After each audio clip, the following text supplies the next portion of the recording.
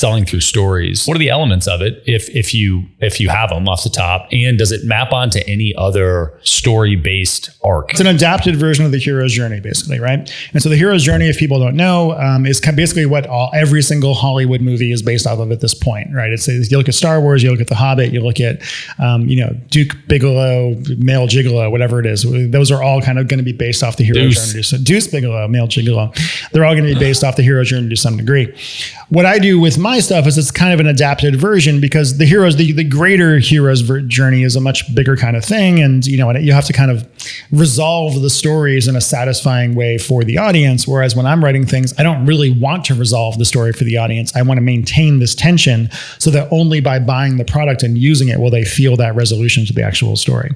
But the really short version of how these things are laid out is always, there's a moment of crisis where the person who is the narrator or the guru of it comes to a point where they're basically like, hey, I either need to give the fuck up and acknowledge that I'm never going to solve this problem, or I need to get off my ass and fix it. So for instance, with Make Him Worship You, Kate has that moment. She says, he kissed me like his sister and I knew I was alone again.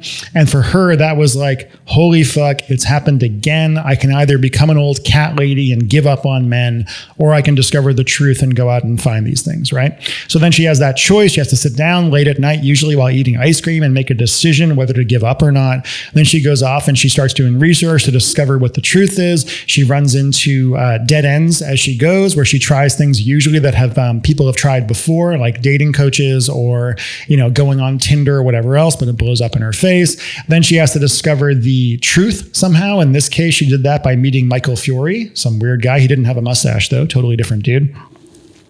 And then he teaches her these secrets. She uses the secrets. She gets results for herself. She then, gets everything that she dreamed of with her boyfriend coming back to her, and they have amazing sex. And now they're going to get married and all the great stuff. She shares it with other people. They get amazing results.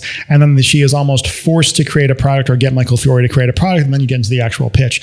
And those are going to be the core components of pretty much every single version of this you do. I have several students who just put out their own versions. And, if you know what you're looking for, you can see the bones of it. If you don't, you have no idea. Right. But you have to really know what the structure is. But structure is everything for copy anyway. It's always going to be, there's always just going to be these chunks that have to be in every single letter that you do.